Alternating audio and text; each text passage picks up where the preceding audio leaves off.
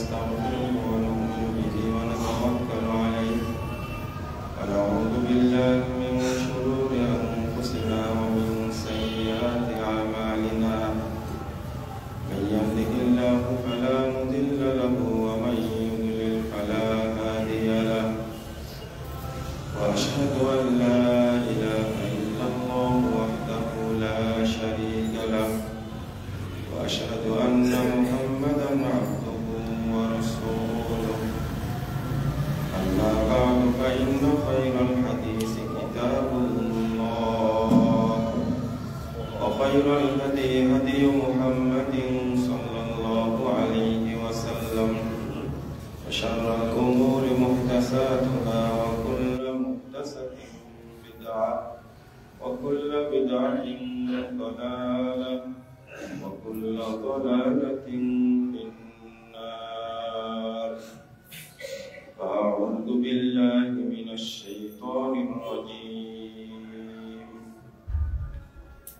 يوم تبيض وجوه وتسود وجوه فأما الذين اسودت وجوههم أكفرتم بعد إيمانكم فذوقوا العذاب بما كنتم تكفرون وأما الذين ابيضت وجوههم ففي رحمة الله هم فيها خالدون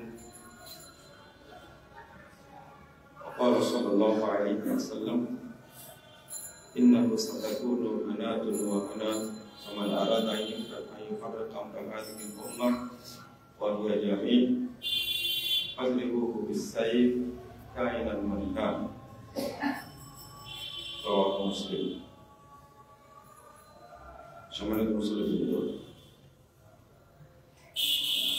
আল্লাহ রাব্বুল আলামিন আমাদেরকে জুমার দিনে মসজিদে এসে খুতবা শোনার এবং ফজিলত অর্জন করার সুযোগ দিয়েছেন। শুকরিয়া আদায় করি আলহামদুলিল্লাহ। খুতবায় দ্রুত উপস্থিত হওয়া এটা আল্লাহর বিশেষ নিয়ামত। রাসূলুল্লাহ সাল্লাল্লাহু আলাইহি ওয়াসাল্লাম বলেছেন, যারা জুমার দিনে আগে আগে মসজিদে আসবে আল্লাহ তাদেরকে জান্নাতে আগে প্রবেশ করাবে। নিয়ামত সবাই পারে না, যাদেরকে আল্লাহ কবুল করেন তারাই কেবল সক্ষম। আল্লাহ শুকরিয়া আদায় করি আলহামদুলিল্লাহ।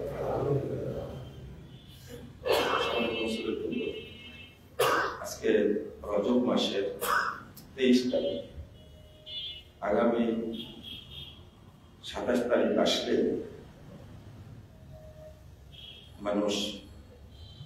অধিকাংশ মানুষ রাত্রে ইবাদত করে আর 27 রজব সিয়াম পালন করে। বেদাতে একটা রেওয়াজ চালু আছে সমাজে, এবং অ্যাক্সিডেন্টে এই যাদেরকে আমরা আলেম বলি, আলেম বলা উচিত না, পথভ্রষ্ট মানুষকে যারা বিপথ পরিচালিত করে, এ সমস্ত মানুষ কিন্তু মিথ্যা হাদিস প্রচার করে সাধারণ মানুষকে ঠকায়। এটা খুবই দুঃখজনক। 27 তারিখে রজবের 27 তারিখে রাসূল সাল্লাল্লাহু আলাইহি ওয়াসাল্লাম মেরাজে গিয়েছিলেন, এই মর্মে কোন দালিলিক ভিত্তি সহি দলিল নেই, কিন্তু এইটা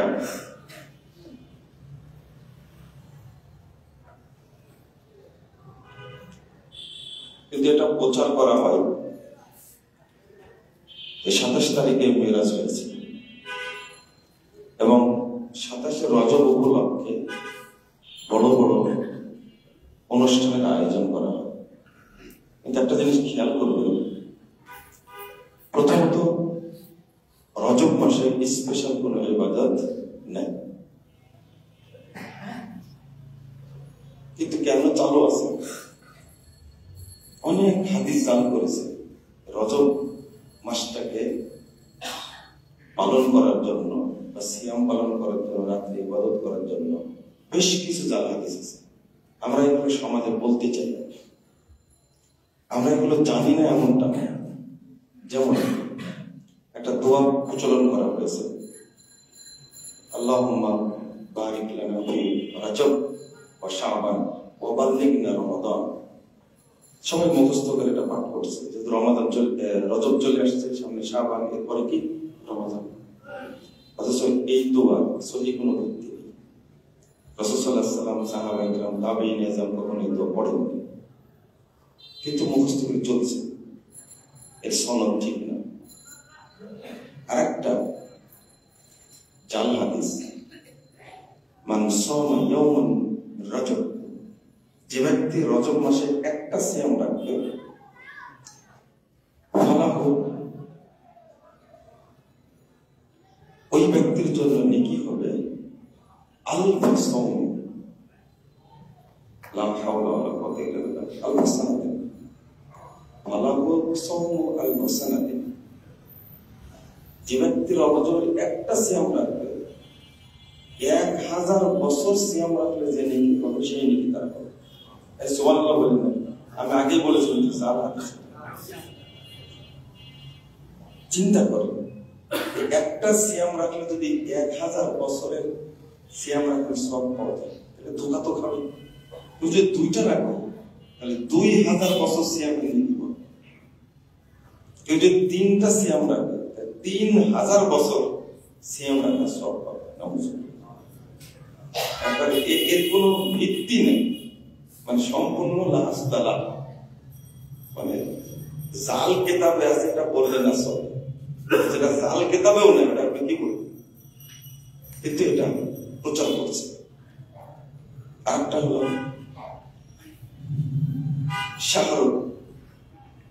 শাহরুল্লাহ, রজব শাহরুল্লাহ, রজব মাস হলো আল্লাহর মাস। শাবান শাহরি, আর শাবানটা হলো আমার মাস, মানে রাসূলের মাস। রমাদান শাহরু উম্মতি, আর রমাদান হলো আমার উম্মতের মাস। এটা হচ্ছে হাদিস, দারুণ একটা হাদিস, যে ফিল জান্নাতে বাবুন ইউসাম্মা রজব, জান্নাতে একটা দরজা আছে, সেই দরজার নাম হলো রজব। এই জান্নাতের মাউহা আশাদ্দু বায়াদাম মিন লাবান ওয়া আহলা মিনাল আসাল। এই জান্নাতের পানি হবে দুধের চেয়েও অধিক গুণ সাদা এবং মধুর চেয়েও অনেক সুস্বাদু মিষ্টি। মান সামা ইয়াওমান ফি রজব, যে ব্যক্তি এই রজব মাসে একটা সিয়াম পালন করবে, আল্লাহ তাকে এই রজব দরজাতে জান্নাতে দিবেন, এবং সেই জান্নাতে সে এই মধু এবং পানি পান করবে। এই কথাগুলো বললে তো সুবহানাল্লাহ অনেক জোরে বলবে, তাই না? কিন্তু এটা জাল কথা, মিথ্যা কথা। এটা মুসল্লিদের সচেতনতার জন্য বলছে যে এই সমস্ত মিথ্যা ফজিলতে আপনারা কান দিবেন। রজব মাসে স্পেশাল কোনো ইবাদত নাই, এটাই হলো মুমিনের দায়িত্ব। ঠিক সামনে আবার শাবান মাস আসছে, এরকম কিছু কথা প্রচলন করা হবে, যেগুলো দিয়ে মানুষ পাগল হবে, মাজারে ইবাদত করতে যাবে। মুসলিমদের নির্দিষ্ট কোনো দিন বা রাত্রিতে ইবাদত করার দায়িত্ব নেই। জুমার দিন যদি খাস করে কেউ ইবাদত করে বা সিয়াম পালন করে, সেটা কি শরীয়তে জায়েজ না হারাম? হারাম, নিষেধ। জুমার দিন খাস করা যাবে না। 27 রাত্রিতে, রমাদানের 27 তারিখের রাত্রিতে, তারপরে 15 শাবানের রাত্রিতে খাস করে এগুলো করা না, এগুলো করা যাবে না। আর একটা হাদিস আসছে, যে ব্যক্তি 7টি সিয়াম রাখবে, ওগুলিকা লাহু আবওয়াবু জাহান্নাম, যে ব্যক্তি রজবের 7টি সিয়াম রাখবে, তার জন্য জাহান্নামের 7টি দরজা বন্ধ হয়ে যাবে। কেউ যদি 8টি সিয়াম রাখবে, ফতিহাত লাহু আবওয়াবুল জান্নাহ, তার জন্য জান্নাতের 8টি দরজা খুলে দেওয়া হবে। কত সুন্দর সুন্দর কথা না? এতে করে সব শয়তানের তৈরি, যেগুলো দলিল পাবেন না মনে করবেন এগুলো কার তৈরি করা, শয়তানের তৈরি করা। আল্লাহ বলে দিয়েছেন, আল্লাহ কি বলছেন, ওয়াকাযালিকা জাআলনা লিকুল্লি নাবিয়্যিন আদুওয়া শায়াতিনাল ইনসি ওয়াল জিন ইউহি বা'দুহুম ইলা বা'দ যুখরুফাল কওলি গুরুরা। আল্লাহ বলেছেন মানুষদের মধ্যে থেকে শয়তান আর জিনদের মধ্যে থেকে শয়তান, এদের মধ্যে কথা আদান প্রদান হয়, একে অপরের কাছে ওহী করে। সেই ওহীটা কি করে, যুখরুফাল কওল, কথাগুলো বলে মনোমুগ্ধ করে, দারুণ দারুণ কথা বলে। কি জন্য, গুরুরা, তাকে যেন প্রতারিত করা যায়, ধোঁকা দেওয়া যায়। এমন এমন ফজিলত বানাবে, আপনি ফজিলত শুনে নিজে একবার ডুবে যাবেন ফজিলতের মধ্যে, কিন্তু সেগুলোর কোনো ভিত্তি নেই। যে কত সুন্দর ফজিলত, 7টা সিয়াম রাখলে যদি জাহান্নামের 7টা দরজা বন্ধ হয়ে যায়, কেন রাখবেন? 8টা সিয়াম রাখলে যদি জান্নাতের 8টি দরজা খোলা রাখা হয়, কেন রাখবেন? একটা সিয়াম রাখলে যদি 1000 বছর সিয়াম রাখলে সব পাওয়া যায়, কেন রাখবেন? এগুলো সব হলো ধোঁকা, এগুলো শয়তানের ধোঁকা, যেগুলোতে আমরা পড়ে গেছি। এজন্য একটু যদি উল্টা চিন্তা করেন, রমাজান এমন একটা মাস যেখানে আল্লাহ প্রত্যেকটা কিতাব নাযিল করেছেন। এই ফজিলতপূর্ণ মাসে কেউ যদি 7টা সিয়াম রাখে, তার জন্য কি জাহান্নামের 7টি দরজা বন্ধ হবে? এরকম দলিল আছে? ফরজ সিয়াম যেটা, তা নাই। আবার যদি কেউ 8টা সিয়াম রাখে রমাদান মাসে, তার জন্য কি জান্নাতের 8টি দরজা খোলা হবে? ফরজ সিয়াম। ফরজ বেশি গুরুত্বপূর্ণ না নফল বেশি গুরুত্বপূর্ণ?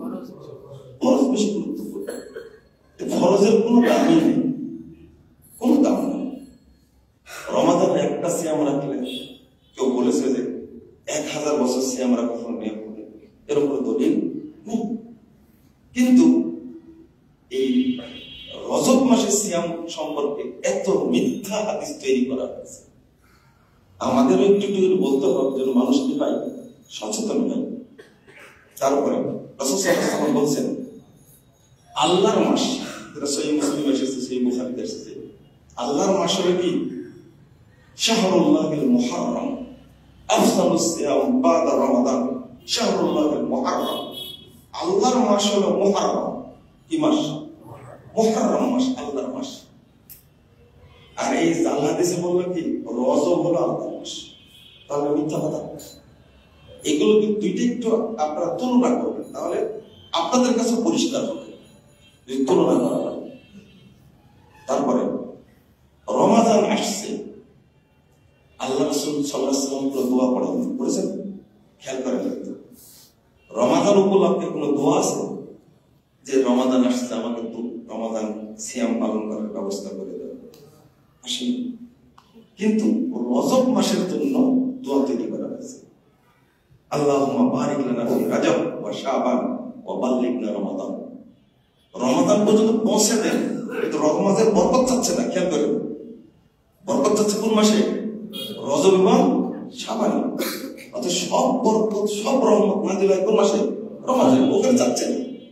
এগুলো আপনারা একটু বিশ্লেষণ করবেন, তাহলে আরো পরিষ্কার হবে যে শয়তান মানুষ কিভাবে ধোঁকা দেয়। মানে যুখরুফাল কওলি গুরুরা, শয়তান মানুষকে এইগুলো আল্লাহ বলছেন, বান্দা এমন সহিহ মুসলিমের হাদিস, বান্দা এমন কোন আমল করে না যে আমলের সাথে শয়তান থাকে। নাউযুবিল্লাহ। কেমনে থাকে শয়তান? আপনি যে কোনো আমল করবেন ওর সাথে শয়তান আছে। শয়তান মানুষকে ধোঁকা দেয়। তো সাবধান থাকবেন আপনারা। আমরা যেন ফজিলতের মধ্যে ডুবে গিয়ে ওই জালের মধ্যে, মিথ্যার মধ্যে, শয়তানি আমলের মধ্যে যেন ঢুকে না পড়ে। মাগরিবের সালাতের পরে অনেকেই কিন্তু 6 রাকাত কি পড়ে? সুন্নাত পড়ে, সালাতুল আওয়াবিন পড়ে। এটা হলো শয়তানের ধোঁকা। যে ব্যক্তি মাগরিবের পরে 6 রাকাত সিয়াম সালাত পড়বে, ওই ব্যক্তির 12 বছর ইবাদত করার সমান নেই। জাল হাদিস। ইমাম তিরমিজি নিজেই বলে গেছেন এই হাদিসটা ঠিক না, ও তো আমল করছে ওটা। অথচ মাগরিবের পরে যে 2 রাকাত সুন্নাত আছে, এই সুন্নাতটা কিন্তু পড়লো না। ওই 6 রাকাতের নিয়তে একটানা পড়ে গেল 6 রাকাত। এটা ধোঁকা। ইমাম সাইয়্যিদ ইবনে আসলাম রাহিমাহুল্লাহ এজন্য বলছেন, প্রখ্যাত মুহাদ্দিস, মান আমিলা বিখাবারিন সাহহা আন্নাহু কিযব ফাহুয়া মিন খাদামিশ শাইতান। যে ব্যক্তি জাল হাদিসের উপর আমল করে সে শয়তানের ইবাদত করে। এজন্য জাল হাদিস মানা যাবে না। আর জাল হাদিস মানা, ইমাম নববী রাহিমাহুল্লাহ বলেছেন, আকবারুল কাবায়ের ও আকবাহুল কাবায়ের। যত নিকৃষ্ট কাজ আছে, যত কাবিরা গুনাহ আছে, তার মধ্যে একটা অন্যতম হলো জাল হাদিসের উপর আমল করা।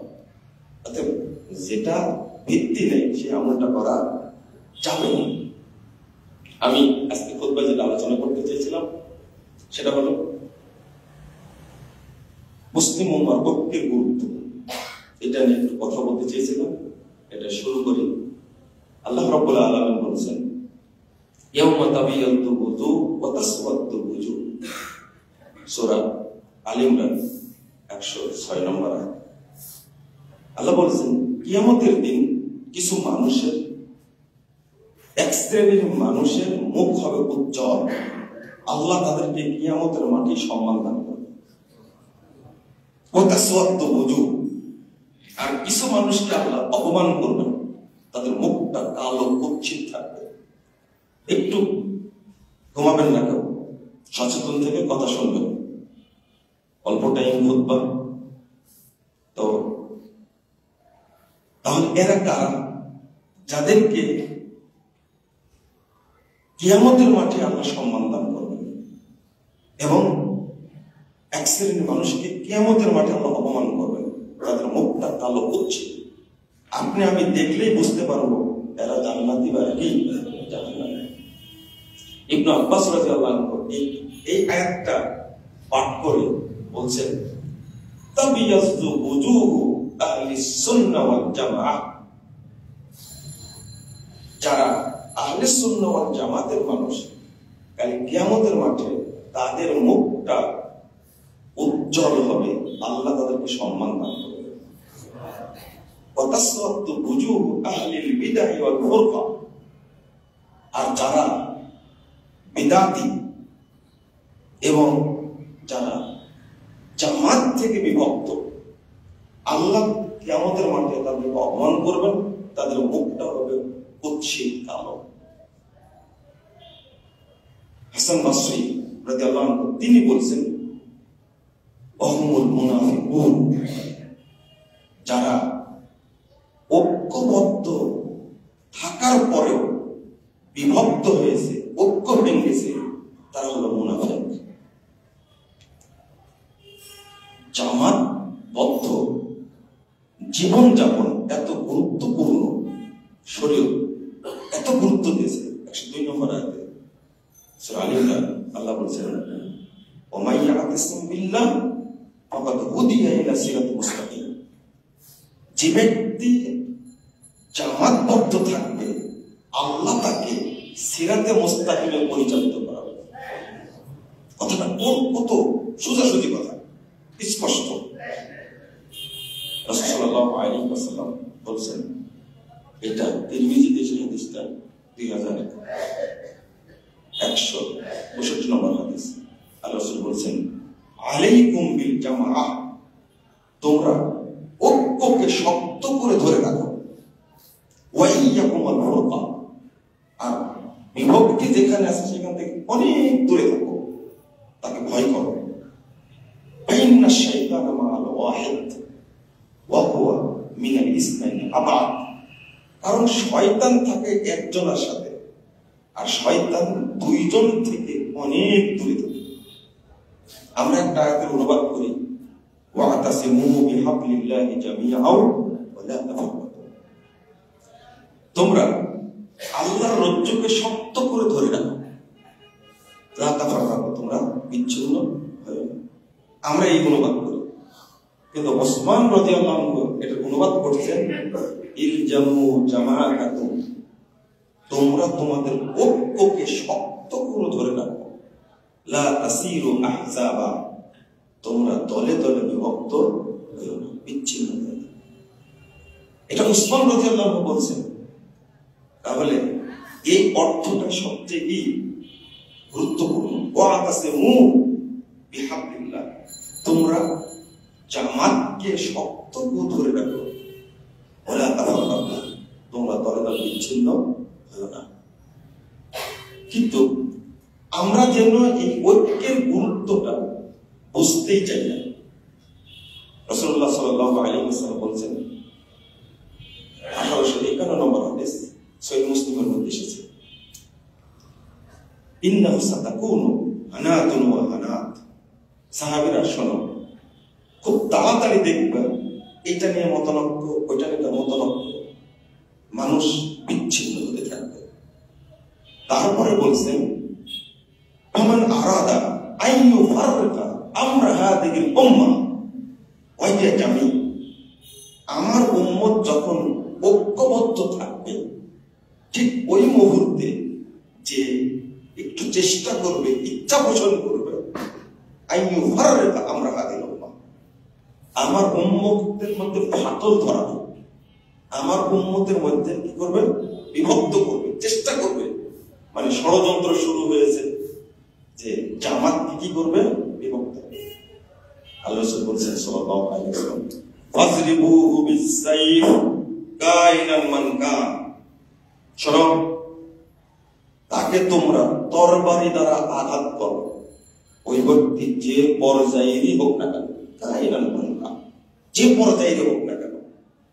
আমরা একটা জিনিসকে খুব বড় করে দেখি, যে একজন ব্যক্তিকে সাসপেন্ড করা হয়েছে, তাকে অব্যাহতি দেওয়া হয়েছে, বহিষ্কার করা হয়েছে, এটাকে খুব কড়া মনে করি। কেন এটা করা হলো?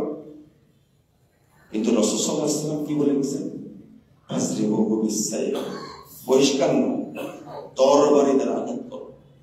সহিহ বুখারীর হাদিস হলো ফাকতুলুহু, তাকে হত্যা করো, কাইনান মান কান, ওই ব্যক্তি যেই হোক না কেন। তাহলে বহিষ্কারটা কিন্তু খুব স্বাভাবিক, তাই না?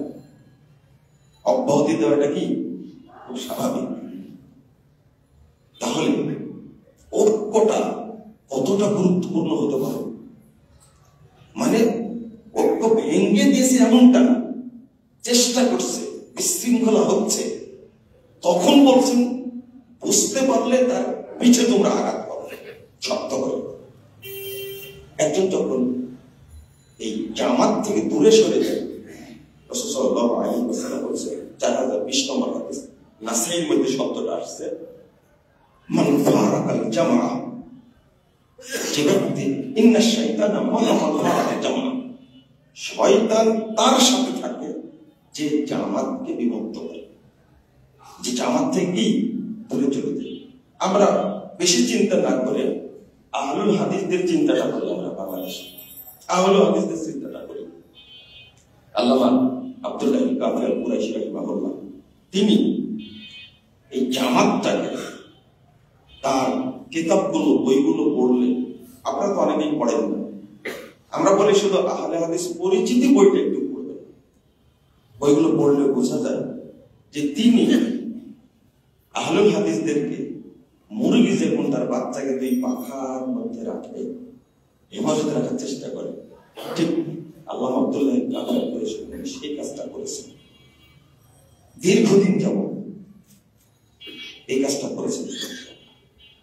এই ঐক্যবদ্ধ অবস্থা যদি বিচ্ছিন্ন হয়ে যায়, তাহলে এটা আমাদের জন্য কতটা কষ্টকর, কতটা ক্লান্তিকাল বয়ে আনবে, আমরা নিজেরও চিন্তা করি না।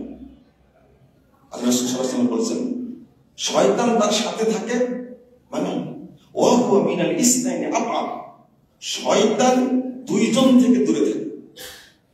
জামাত থেকে শয়তান অনেক দূরে থাকে, এটা বলতে পারতেন, কিন্তু দুইজন থেকে বললেন কেন?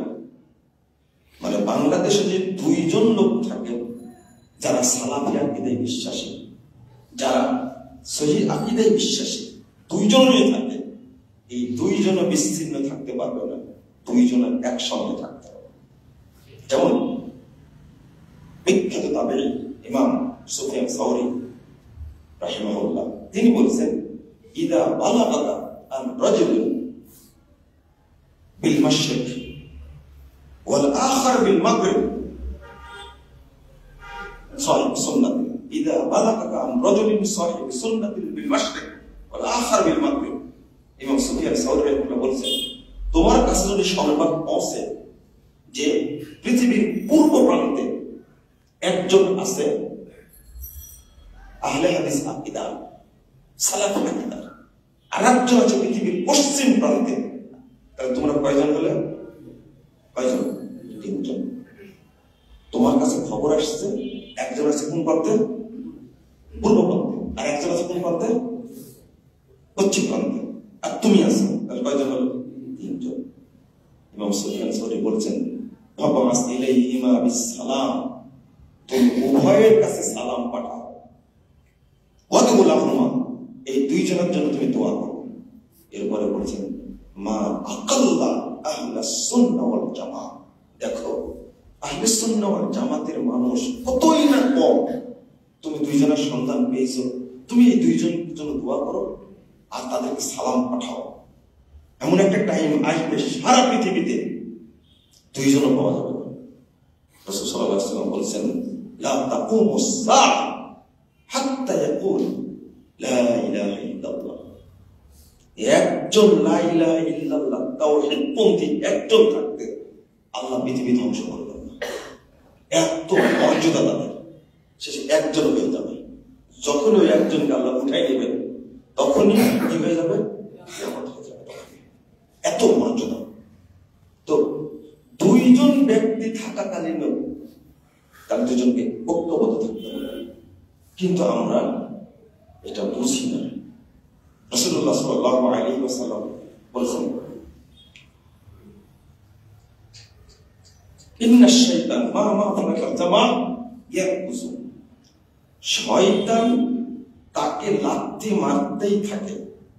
ইয়াকুযু, যখনই জামাত থেকে বেরিয়ে গেল তখনই তাকে শয়তান পিছনে লাথি মারে। লাথি মারতে মারতে মারতে ইয়াকুযু অনেক দূরে নিয়ে চলে যায়। কোথায় নিয়ে যায়?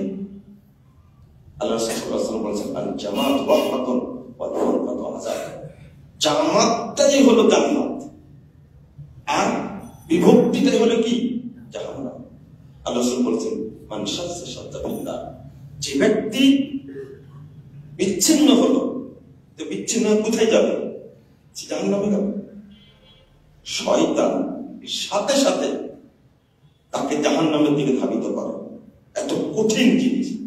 রাসূলুল্লাহ সাল্লাল্লাহু আলাইহি ওয়াসাল্লাম বলেছেন, 17209 নম্বর হাদিস মুসনাদ আহমদের মধ্যে এসেছে, মান ফারাকাল জামা কিদা শিবরিন, আঘাত মাত্র যদি কেউ দূরে সরে যায়, আঘাত, এক হাতের কথা বললেন না, লা হুজ্জাতা লাহু ইয়াউমাল কিয়ামা, কিয়ামতের মাঠে মুক্তি পাওয়ার জন্য তার কাছে কোনো দলিল থাকবে না, কোনো দলিল থাকবে না।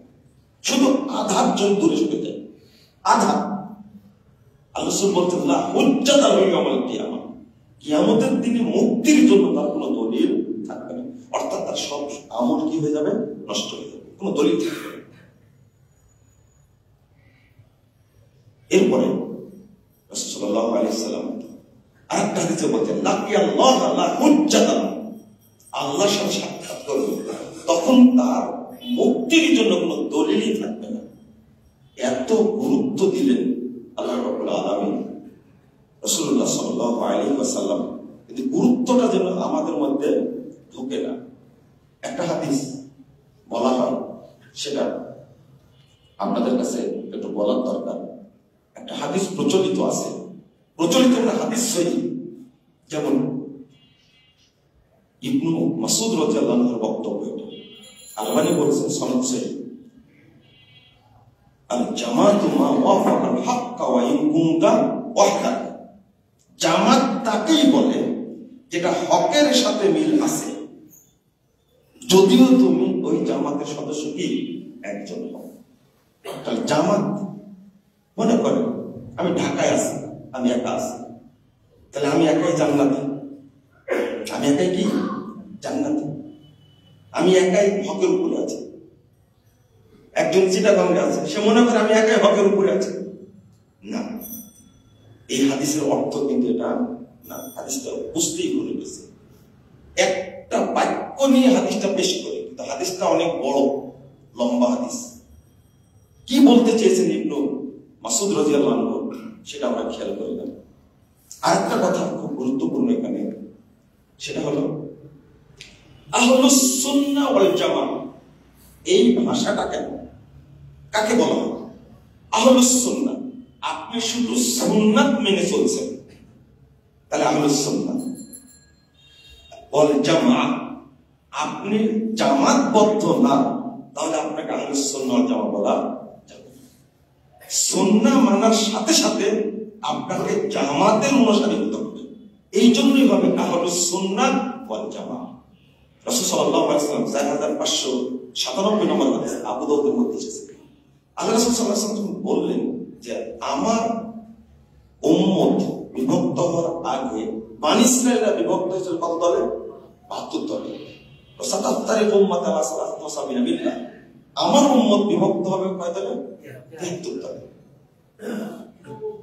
প্রত্যেকটা জাহান্নামে যাবে, ইল্লা মিল্লাতাও ওয়াহিদা। একটি যাবে কোথায়? জান্নাতে।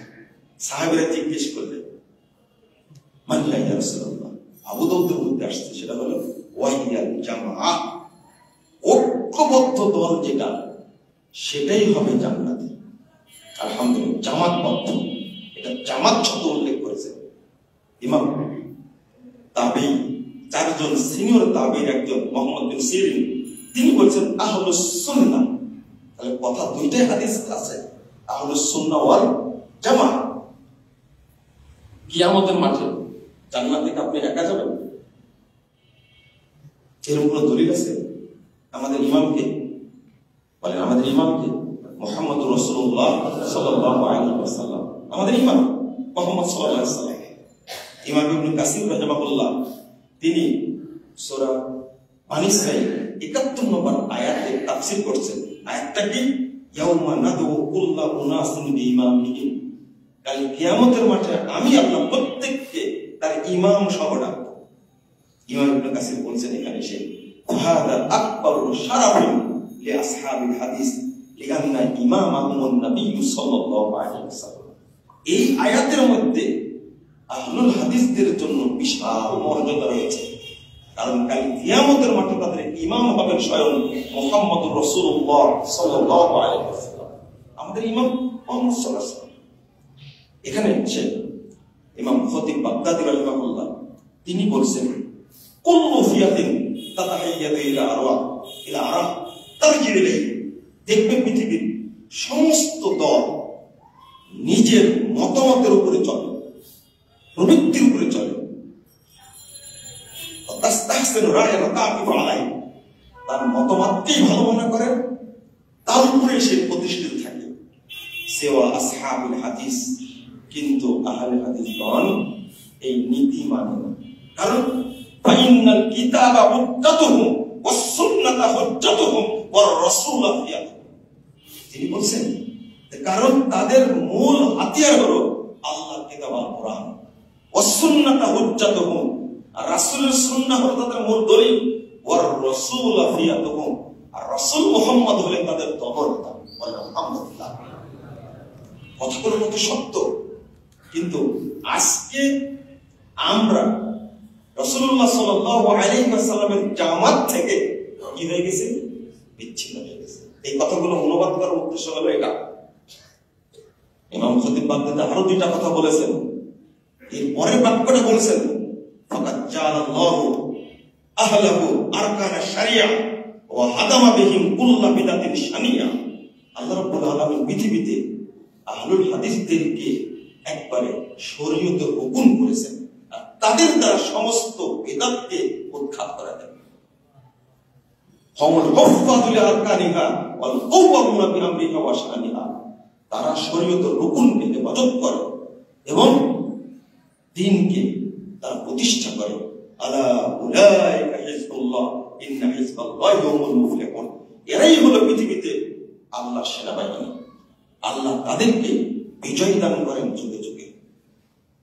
কথাগুলো এমন ভাবে পেশ করেছেন ওয়াল মুজতাহিদুনা ফি হিফজি মিল্লাতিহি, তাদের মুজতাহিদ যারা, মুহাদ্দিস যারা, তারা এই মুসলিম মিল্লাতকে হেফাজত করার চেষ্টা করে।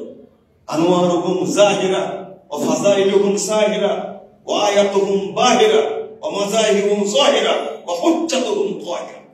ভাষাগুলো খেয়াল করেছেন? তাদের চলার আলোক রশ্মি হলো একবারে দীপ্তিমান, তাদের মর্যাদা সবার উপরে। তারপরে বলছেন ওয়া আনওয়ারুহুম জাহিরা ওয়া আয়াতুহুম বাহিরা, তাদের যে দলিল, সেই দলিলগুলো একেবারে উজ্জ্বল। মাযাহিবুন যাহিরা, তাদের পথ হলো পরিষ্কার।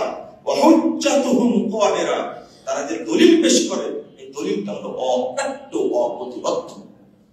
আমরা আমাদের পরিচিতি, আমরা আমাদের নীতি ভুলে গেছি, ভুলে যাওয়া যাবে না। আমি যে হাদিসটা বলেছিলাম ওই জায়গায় আবার যাই। মূল হাদিসের অর্থ কি? ইবনু মাসউদ রাদিয়াল্লাহু আনহু তার ছাত্র আমর ইবনে মাইমুনকে জিজ্ঞেস করছেন, হাল তাদরি মা হিয়াল জামাত, তুমি কি জানো জামাতটা কাকে বলে? তখন বলছে না, আমি জানি না। তখন ইবনু মাসউদ উত্তর দিচ্ছে, এটা খেয়াল করো, ইন্না জামহুরান নাস ইযা ফারাকুল জামাত, অধিকাংশ মানুষ যখন জামাত থেকে বিচ্ছিন্ন হয়ে যাবে, জামাত ভেঙে দিবে, আল জামাতু মা ওয়াফাকা হাক্কা ওয়া ইন কুনতা ওয়াহদা, শোনো, তখন তুমি ওই জামাতের উপরে থাকবে, একা হলেও, সেটাই হলো জামাত। তো উল্টা হয়ে গেল না? বুঝতে উল্টা হয়ে গেল না? ইবনু মাসউদ রাদিয়াল্লাহু আনহুর উদ্দেশ্য হলো একটা জামাতবদ্ধ দল থাকবে, রাসূল সাল্লাল্লাহু আলাইহি ওয়াসাল্লামের পথ অনুসরণ করবে। সেখান থেকে যদি কেউ চলে যায়, বিচ্ছিন্ন হয়ে যায়, সবাই যদি চলে যায়, তুমি একাই থাকো, এখন তুমি একাই একটা জামাত। ইমাম নুয়াইম বিন হাম্মাদ তিনি বলছেন, ইযা ফাসাদাতিল জামা ফাআলাইকা বিমাকানাতিল জামা। এই হাদিসের ব্যাখ্যাতে বলছেন, শোনো, যদি জামাতটা বিচ্ছিন্ন হয়ে যায়, তখন তুমি একাই এই জামাতের উপরে প্রতিষ্ঠিত থাকবে, এই জামাতের উপরে প্রতিষ্ঠিত থাকবে। ওয়া আনতা হিনাইদিন আল জামাআহ ওয়া ইন কুনতা ওয়াহদা, এখন তুমি একাই জামাতের উপরে আছো, তুমি এখন একাই একটা জামাত। তাহলে বোঝা গেল, বিচ্ছিন্ন স্বভাব হয়ে গেলেও আপনি আমাকে বিচ্ছিন্ন হওয়া যাবে না।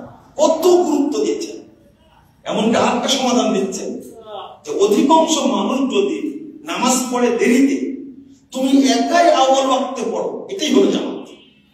তারা অনেকেই পড়ছে দেরিতে, ওটা জামাত না, ওটা তুমি পড়লে নফল, যখন আগে পড়লে ওটা কি আসল। কত সূক্ষ্মভাবে ইবনে মাসউদ রাদিয়াল্লাহু আনহু বুঝিয়ে দিলেন, কিন্তু আমরা এটা বুঝতে চাই না। আমাদের বুঝতে হবে বন্ধুরা আমার, আমাদের যে পরিচিতিটা কাল কিয়ামতের মাঠে এর মর্যাদা কত।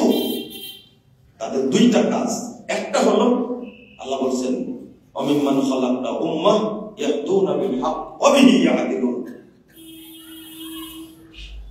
একটি মাত্র শ্রেণী যারা হক পথে পরিচালিত হবে এবং হককে তারা প্রতিষ্ঠা করবে। তাহলে হক পথে আমরা হক অনুযায়ী পরিচালিত হব এবং মানুষের মধ্যে হকটাকে প্রতিষ্ঠা করার চেষ্টা করব। এটা আল্লাহ বলছেন তাদের দুইটা গুণ। আলহামদুলিল্লাহ, আলহামদুলিল্লাহ, আমরা এই দুইটা গুণের উপরে প্রতিষ্ঠিত থাকবো ইনশাআল্লাহ, ইনশাআল্লাহ। তবেই আল্লাহ রাব্বুল আলামিন আমাদেরকে রাসূলের মুক্তাদি হিসাবে, অনুসারী হিসাবে জান্নাতে ঢোকার তৌফিক দান করবেন ইনশাআল্লাহ। এত গুরুত্বপূর্ণ, আপনারা ইতিমধ্যে জেনে ফেলেছেন, আগামী 7 এবং 8 তারিখ ফেব্রুয়ারি, 7 এবং 8 তারিখ বাইবাইলে আন্তর্জাতিক মহাসম্মেলন হতে যাচ্ছে বাংলাদেশ জমিয়ত আহমেদের তত্ত্বাবধানে। দেশের এবং দেশের বাইরে আন্তর্জাতিক যারা বিজ্ঞ আলেম, সৌদি আরবের ধর্ম মন্ত্রণালয়ের প্রধান উপদেষ্টা, তিনি 7 তারিখ খুতবা দান করবেন বাইবাইলে মাঠে ইনশাআল্লাহ, ইনশাআল্লাহ। আপনারা পাকিস্তানের বিজ্ঞ আলেম, বড় আলেম সাজিদ মীর, তিনি সিনেট সদস্য, পাকিস্তান জমিয়ত আহমেদের সভাপতি, তিনি উপস্থিত থাকবেন। আপনাদেরকে আহ্বান জানাবো, এই বাইবাইল সম্মেলনকে সফল করতে হবে ইনশাআল্লাহ। আর দোয়া করবেন আল্লাহ যেন এই সম্মেলনকে আহলে হাদিসদের ঐক্যের প্রতীক হিসাবে কবুল করেন। এখানে কোন ভেদাভেদ থাকবে না। এখানে আবার অনেকেই দাওয়াত দেওয়া হয়েছে আলহামদুলিল্লাহ, সম্মেলনে অনেককে দাওয়াত দেওয়া হয়েছে আলহামদুলিল্লাহ। তো সবাই আলোচনা করবে, আমরা ঐক্যবদ্ধভাবে এই সম্মেলনে অংশগ্রহণ করবো ইনশাআল্লাহ। সবচেয়ে বেশি ভূমিকা পালন করে থাকে ঢাকার ভাইরা, আমাদের অভিভাবক আলহাজ আওলাদ চাচা, তিনি এই সম্মেলনের আহ্বায়ক। আপনাদের দায়িত্ব বেশি। ঢাকা বাংলাদেশের রাজধানী, কিন্তু আমরা মনে করি আহলুল হাদিসদের রাজধানী কি? বক্সা, ঢাকা। আলহামদুলিল্লাহ আমরা অনেক মর্যাদা দিই। আর এই মেম্বারে দাঁড়িয়ে বহু বড় আলেম খুতবা দিয়েছেন, আমি তাদের জন্য দোয়া করি আল্লাহ যেন তাদেরকে জান্নাতুল ফেরদাউস দান করেন। আমিন। আপনারা, আমি সেদিনে মিটিংয়ে চাচাদের একটা কথা এত ভালো লাগছে যে আহলুল হাদিসদের সবাইকে নিয়ে আমরা এই সম্মেলন বাস্তবায়ন করবো।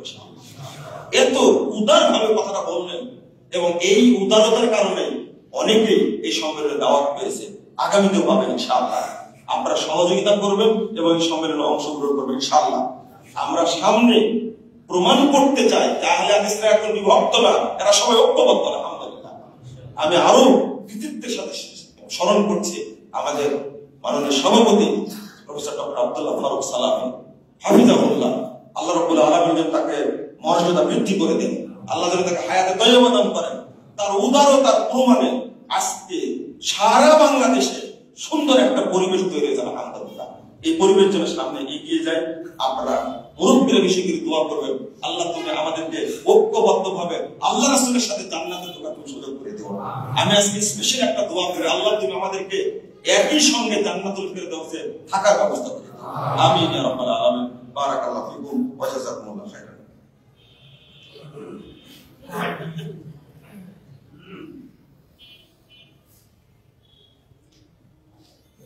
আলহামদুলিল্লাহি ওয়াহদা ওয়াসসালাতু ওয়াসসালামু আলা মান লা নাবিয়্যা বা'দা। আল্লাহুম্মা সাল্লি আলা মুহাম্মাদ ওয়া আলা আলি মুহাম্মাদ কামা সাল্লাইতা আলা ইব্রাহিম ওয়া আলা আলি ইব্রাহিম ইন্নাকা হামিদুম মাজিদ। আল্লাহুম্মা বারিক আলা মুহাম্মাদ ওয়া আলা আলি মুহাম্মাদ কামা বারাকতা আলা ইব্রাহিম ওয়া আলা আলি ইব্রাহিম ইন্নাকা হামিদুম মাজিদ। সম্মানিত মুসলিমদের একটা কথা বলতে ভুলে গেছি, এটা দোয়া চাওয়ার জন্য চেষ্টা চলছে। এই সম্মেলনের পরে ঢাকা সোহরাওয়ার্দী উদ্যানে আহলে হাদিসদের জাতীয় সম্মেলন অনুষ্ঠিত হবে ইনশাআল্লাহ।